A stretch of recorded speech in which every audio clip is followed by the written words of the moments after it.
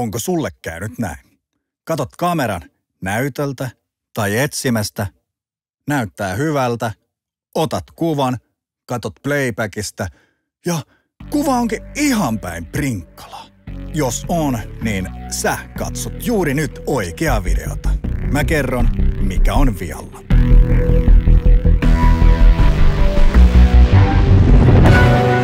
Mä oon Joni Hakola, a.k.a. J.H. Kola. Oon tehnyt audiovisuaalista hommaa yli 20 vuotta. Ääntä, kuvaa, musaa, elokuvaa, kaikkea siitä väliltä. Oon työssäni käyttänyt lähes kaikkien merkkisiä kameroita. Nyt mä haluan auttaa sua. Kerron sulle just ne asiat, jotka mä olisin halunnut tietää silloin, kun aloitin. Vysivyk.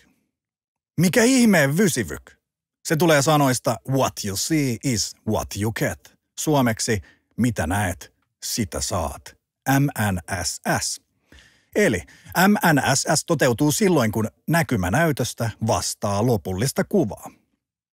Aivan kuten älypuhelimella, kun kuvaat, niin MNSS toteutuu silloin. Mutta digijärkkärissä, jos näkymä ei vastaa kuvaa, syynä on usein jokin näistä 3 säädöstä, jotka tekee kuvaamisesta huomattavasti helpompaa.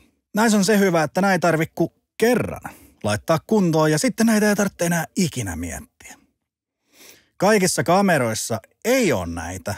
Esimerkiksi Canon M50 Mark II, näitä säätöjä ei ole ja kaikki toimii heti kuten pitää.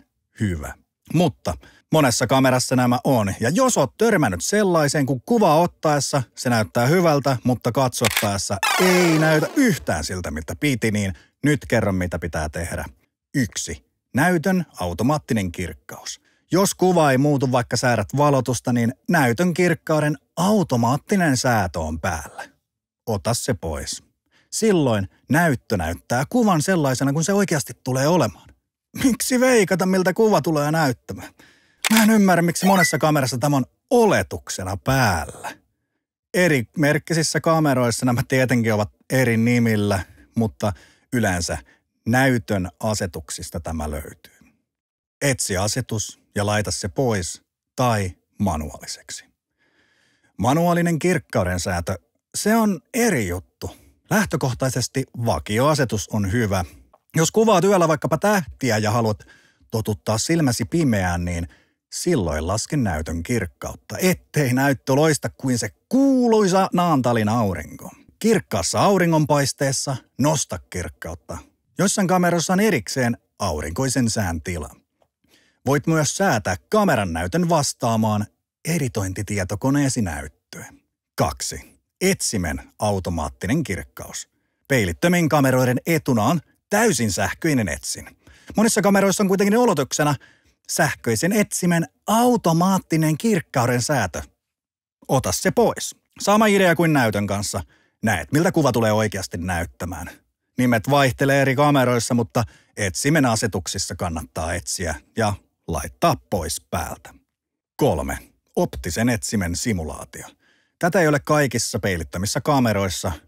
Olympuksella nykyisellä OM-systeemillä se on SOVF, Canonilla OVF Simulation, Fujifilmillä Natural Live View. Tämä pitää ottaa pois päältä, jotta etsin näyttää todellisen kuvan. Mä en keksi kuin yhden syyn, miksi käyttää jotakin näistä ominaisuuksista, ja se on salamakuvaus. Sillä salama valaisee kuvaa niin paljon, että et välttämättä näe kunnolla kuvaa ilman jotakin näistä ominaisuuksista. Ja sellainen tuli mieleen, että jos olet tottunut optiseen etsimeen, niin sen simulointi saattaa tuntua tutulta. Poikkeuksia ja erikoisuuksia.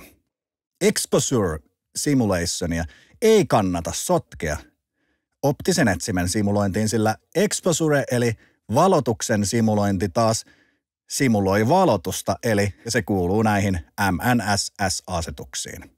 Nikon Show Effects of Settings pitää olla päällä, ja jos Starlight View löytyy, se pois päältä. Sonylla Live View Display asetuksesta Setting on. Panasonicilla ainakin GH5 pitää tarkistaa, että Constant Preview on päällä.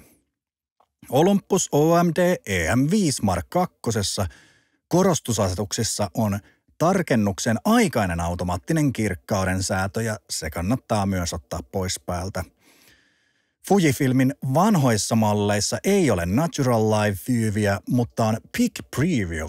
Se pitää päällä. Kertaus. MNSS. Mitä näet, sitä saat. 1.